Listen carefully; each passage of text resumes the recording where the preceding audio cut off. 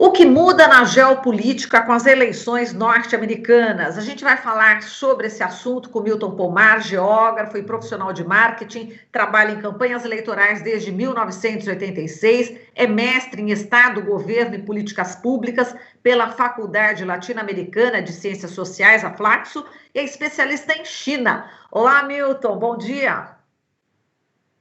Bom dia a todos. Nós vamos falar de China no dia que os Estados Unidos estão fazendo aí o seu primeiro round das eleições, né? Então tá muito interessante assim o momento. Isso, Milton, queria que você falasse sobre a geopolítica mundial, né? O que mudaria se Trump ganhasse ou se Biden ganhasse, principalmente em relação à China, as relações aí internacionais. O que muda? Pois é. Eu não acredito que na essência vai mudar grandes coisas, vai mudar mais na aparência, né? Vai mudar porque os democratas vão ser mais, digamos, diplomáticos, vão ser mais educados, porque o Trump tem um estilo estúpido, né? Tem um estilo como a gente conhece aqui no Brasil, né? O discípulo dele. Quer dizer, ele quer levar as coisas no pontapé, ele quer levar as coisas de uma maneira muito agressiva. E nas relações mundiais, os países têm que se relacionar enquanto estados, né? Enquanto nações. Então, é uma coisa que exige, no mínimo, educação, no mínimo, né? No caso dos democratas, é importante a gente lembrar que no governo Obama, ele estava articulando um acordo no Pacífico, que era um acordo gigantesco que excluía a China. E esse acordo enorme, excluindo a China, que o Obama estava costurando, no final do governo dele já estava iniciando, no que o Trump assumiu, ele deu um pontapé nesse acordo e a coisa não avançou. Quer dizer, provavelmente, se ganhar o democrata, eles vão retomar isso. Porque é muito mais inteligente você fazer um acordo político costurando todo o entorno da China, menos a China. Inteligente do ponto de vista dos Estados Unidos, claro, né? E o Trump não. O Trump quer levar a coisa no peitaço, no discurso agressivo, em ações extremamente estúpidas, como aquela questão dos estudantes, de descartar os estudantes chineses. Quer dizer, você tem aí uma mudança, digamos, de estilo. Agora, o que não muda na essência é o seguinte: o capitalismo norte-americano está acuado. As empresas norte-americanas, elas estão na China.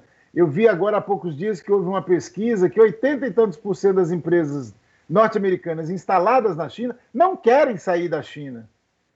Por quê? Porque elas lucram mais lá. Então é uma questão muito óbvia, quer dizer, você não sai de um lugar onde você está ganhando dinheiro para ir para o México, por exemplo, como é que ele está tentando fazer. O mesmo México que ele criou aquele muro que ele queria $5 bilhões para fazer um muro separando. Agora o México é interessante, né? Então, assim, na essência não vai mudar grandes coisas, vai mudar no trato, vai mudar na política, aquela coisa mais civilizada, digamos, né? Mas capitalismo é capitalismo, eles estão disputando o mercado, eles estão disputando o poder econômico, comercial, enfim. Quem é que sempre mandou desde o final da Segunda Guerra Mundial? Os Estados Unidos.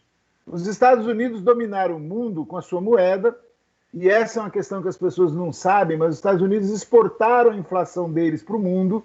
Os Estados Unidos se beneficiaram, são 70 anos pelo menos, se beneficiando com a economia mundial às custas do dólar, porque você sai do Brasil para ir para qualquer lugar, você tem que trocar em dólar, chega no outro lugar, você troca de novo. Nessa brincadeira, os Estados Unidos estão ganhando isso no mundo inteiro. Então, a gente tem que ver economicamente, politicamente, comercialmente e na questão tecnológica. Então, o que realmente os Estados Unidos está perdendo em relação à China? Ele só não perde militarmente, mas do ponto de vista tecnológico a China está ultrapassando, comercial já ultrapassou, econômico já ultrapassou, e politicamente a China é hoje um país que se relaciona com o mundo inteiro de uma maneira melhor do que os Estados Unidos sempre fizeram. A China nunca invadiu ninguém e a China tem uma relação comercial, de investimento e tudo mais, que os Estados Unidos não têm. Então eles estão perdendo, e aí eles não aceitam, né? É aquela coisa, quem foi rei nunca, como é que é? Nunca perde a majestade, né? Perde a majestade. Agora, Beto, falando em relações comerciais, né? A gente sabe que existem aí relações comerciais de Brasil, China. Agora, o presidente Jair Bolsonaro, ele está alinhado ideologicamente, obviamente, ao Trump, ao Donald Trump.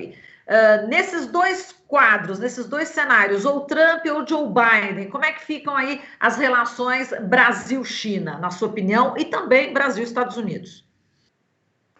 Bom, primeiro o seguinte, quer dizer, relação Brasil-China.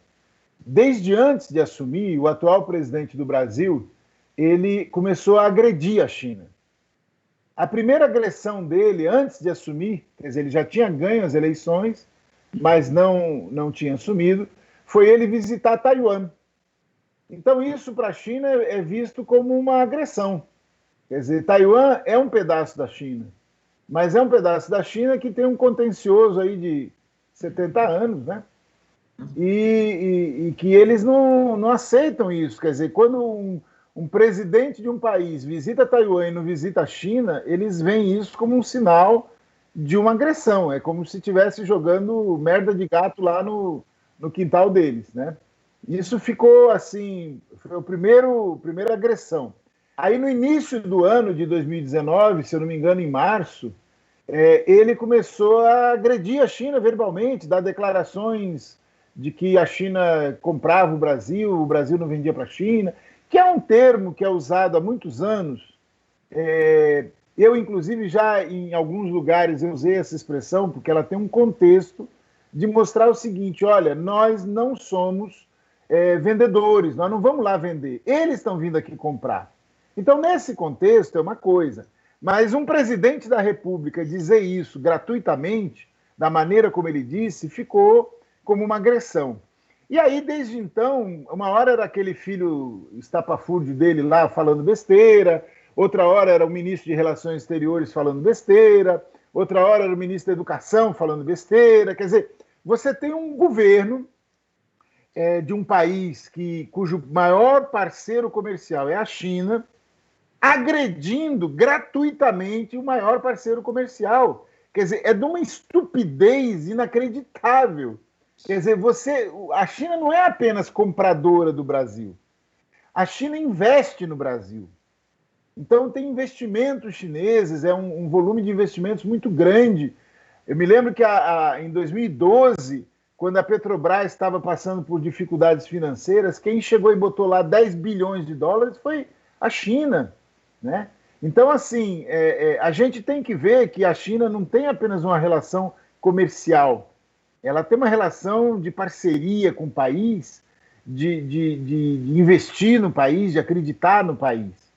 E quando assume um presidente que começa a agredir esse maior parceiro gratuitamente, é de uma estupidez inacreditável, porque você está, mas a troco de quê, né? Aí a gente vai vendo isso que você falou, quer dizer, como o presidente do Brasil, ele baba com o presidente dos Estados Unidos, ele fica lá todo, né, com uma postura extremamente subserviente, uma coisa ridícula, né? Me lembro que teve uma cerimônia lá que ele disse que ele amava o Trump. Eu acho que é importante a gente entender isso. Para o Brasil, para as empresas brasileiras, para as exportações brasileiras, para as empresas que atraem investimentos chineses, isso é um desastre o que o presidente está fazendo. Aí você diz, tá, mas e como é que fica a relação Brasil e Estados Unidos com a eventual vitória do Biden e tal? A rigor, não vai mudar muita coisa, porque nós somos o quintal dos Estados Unidos. O único período que a gente conseguiu ter uma mudança desse posicionamento brasileiro foi no período Lula e Dilma, em que o Brasil teve uma postura internacional extremamente altiva, extremamente ativa também. Então, a gente mudou o patamar nas relações com os Estados Unidos, mudou o patamar na relação com a China, com o mundo inteiro. Então, a gente está hoje numa situação como a gente teve lá nos anos 60, na relação com os Estados Unidos, em que tinha um ministro de Relações Exteriores que ele dizia o seguinte: o que é bom para os Estados Unidos é bom para o Brasil. Esse era o ministro de Relações Exteriores. Esse atual ministro de Relações Exteriores também é um babão em relação aos Estados Unidos. Aí a gente se pergunta, tá, o que os Estados Unidos traz para o Brasil? A nossa relação econômica, a nossa relação comercial é muito pior com os Estados Unidos do que com a União Europeia, com a China. A gente tem uma relação de subserviência muito maior. Se você fizer uma análise do perfil das exportações e das importações, você vai ver que a gente perde muito mais. Então, quer dizer, é aquela coisa que você está dando sem receber, né? Quer dizer, você tem uma relação de troca extremamente desigual.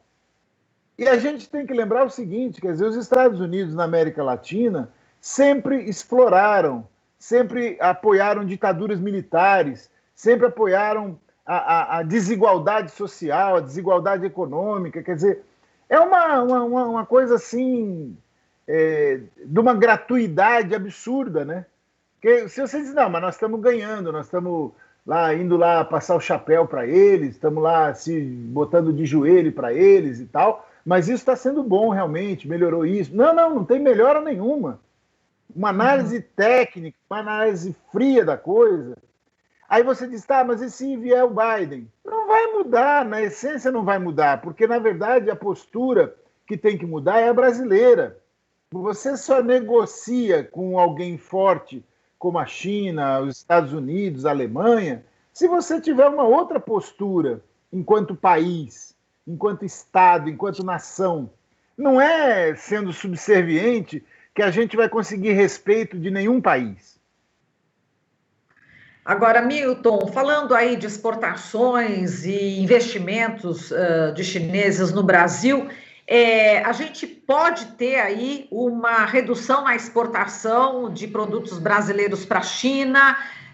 Você disse que os investimentos chineses aqui já sofreram, inclusive, redução. Queria saber desse impacto e também o impacto direto nos empregos na indústria em São Paulo, que a gente sabe que vai sofrer também o impacto, não é isso?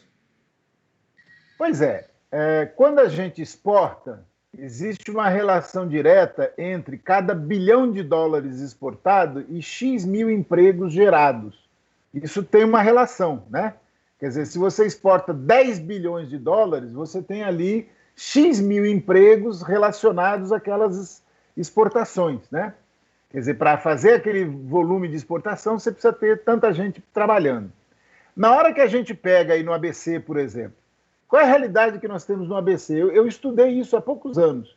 A queda que houve de empregos na região do ABC, Diadema, São Bernardo, São Caetano, Santo André, é um negócio impressionante.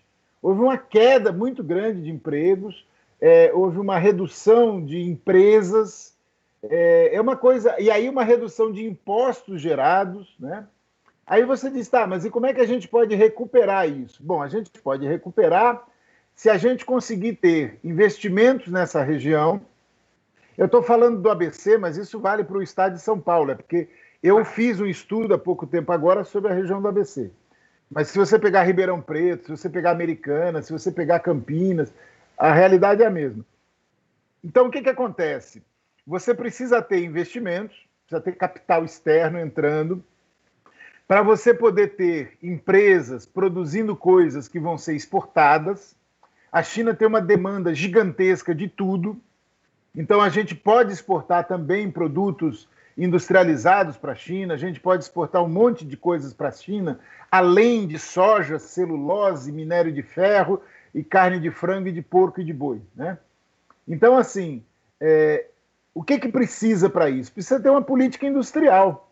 A gente precisa ter uma política industrial que tenha claramente o seguinte: olha, nós vamos abrir aqui, nós vamos incentivar isso, nós estamos atraindo capital para aí, como a China fez. A China fez isso nos anos 80 e 90. Quer dizer, as regras do jogo bem claras. E as empresas foram para a China, continuam indo. No caso do Brasil, por que os chineses seguraram os investimentos? Veja, se você é maltratado num lugar, por que você vai para lá? Entende? Quer dizer, tem que ver isso. Os caras ficaram, pô, o principal mandatário do país, o presidente do país, está atacando o nosso país. O filho dele, que é deputado federal, está atacando o nosso país. O ministro de Relação Exterior, o ministro de Educação, está todo mundo atacando. Por que eu vou para esse país? Por que eu vou investir nele? Então é uma coisa óbvia. Agora, na hora que você tem as exportações brasileiras centradas, mais ou menos 70%, quase 80% do que a gente exporta, é isso, é carne de frango, de boi, celulose, soja e minério de ferro. Então, se o que a gente exporta é fundamentalmente dos setores primários, né, quer dizer, o chamado agronegócio, o setor mineral, o que isso gera de emprego nas cidades? Nada. O que a gente tem que ver é o seguinte, independentemente da questão que está colocada hoje, quer dizer, você teve uma redução de investimento dos chineses e provavelmente vai parar, eles não vão vir para cá, eles vão para a África, eles vão para a Ásia, vão para a Europa, vão para onde eles são bem tratados. E, no caso das exportações, eu vou falar uma coisa que muita gente pode se assustar, mas é coisa que só quem estuda mesmo que vai saber isso. Veja bem, a gente diz, não, mas a China precisa do Brasil. Só que quem fala isso não sabe que a China sempre teve estoques estratégicos de alimentos. Quem fala não sabe que a China também faz estoque de minério. Então você tem um país que tem planejamento, tem um país que se prepara para 2, 3 anos de problemas. Então não é como o Brasil hoje, que não tem estoque regulador nenhum. A gente está tendo inflação de alimentos porque não tem estoque regulador. O governo brasileiro é criminoso, porque isso nenhum governo pode deixar chegar à situação que chegou o Brasil hoje de não ter estoque regulador de alimentos. Lá na China, não. Eles sempre tiveram estoques para 2, 3 anos, porque você não sabe se dá uma... Eu vou só dar um exemplo. Se der um problema climático na China, como ocorre com frequência, né, de chuva, de seca, de nevada, enfim, qualquer problema climático mais sério, e ela tiver uma queda de 30% da sua produção, a gente está falando de 180 milhões de toneladas de grãos que ela vai perder. 30% da produção chinesa é isso, é quase 200 milhões, 180, 200 milhões de toneladas de grãos. Então, assim, ela não pode se dar o luxo de tomar uma porrada desse tamanho. Sabe por quê? Porque o comércio mundial de alimentos não tem 50 milhões de toneladas disponíveis para você chegar lá e comprar. Se chegar e comprar 50 milhões de toneladas, o que vai acontecer? O preço vai lá para cima, né? E não tem, fisicamente não tem isso aí disponível. Então, o que a China sempre fez? A China tem 1 bilhão e 400 milhões de habitantes. Ela não pode brincar em serviço com a questão alimentar. Então, ela tem estoque regulador, ela tem lá guardado comida para 1 ano, 2 anos, né, dependendo do produto. No caso de minério, a mesma coisa. Por quê? Porque ela é a maior compradora. Quem é maior comprador não pode ficar à mercê dos vendedores. Ela tem que ter uma reserva. Se der um problema qualquer, ela tem que ter alguns meses de suprimento. Então, assim, o que é que eu acho que vai acontecer se persistir essa estupidez do presidente do Brasil de atacar gratuitamente a China? O que pode acontecer é os chineses começarem a diminuir as compras, os chineses começarem a dar um tempo. Sabe quando você briga, que dá um tempo? Eles podem dar um tempo. Sabe o que acontece se eles derem um tempo de 6 meses na compra dos produtos brasileiros? Você vai ter um monte de empresa fechando. Frigorífico fechando, empresa de produção de suínos, de frango quebrando, empresa de mineração despedindo gente, empresa de celulose despedindo gente. Então, no momento que nós estamos agora de desemprego, que está o caos econômico nesse país, né, pode acontecer isso. Sabe por quê? Porque, do ponto de vista estritamente comercial, eu não estou falando coisa de retaliação política, nada disso. Comercial. Você quer botar de joelhos o Brasil, é só você ficar 6 meses sem comprar os produtos. E aí vai ser um desespero, porque vai ser um desemprego em áreas que até agora ganharam horrores de dinheiro. Nunca que o agronegócio brasileiro ganhou tanto dinheiro como nesse período de 2005 para cá, vendendo para a China. Aí você vai ver toda essa direita brasileira, latifundiário, de mineração, esse pessoal todo que babava com Bolsonaro, você vai ver esses caras enlouquecidos, fechando empresa, falindo, vai ser uma tragédia. Agora, os caras estão deixando a estupidez governar um país de 210 milhões de habitantes, então a gente está caminhando para uma situação dramática. Pode escrever, gravar o que eu estou falando, porque nós estamos caminhando para uma situação dramática no Brasil. Tá certo, Milton. Bom, a gente agradece aqui toda a sua análise. Um forte abraço para você e até a próxima, Milton. Obrigado, até logo. Até mais. Falamos aqui com Milton Pomar, geógrafo, profissional de marketing, trabalha em campanhas eleitorais desde 1986, é mestre em Estado, Governo e Políticas Públicas pela Faculdade Latino-Americana de Ciências Sociais, a Flaxo, e especialista em China. Você está ouvindo Jornal Brasil Atual. As notícias que os outros não dão.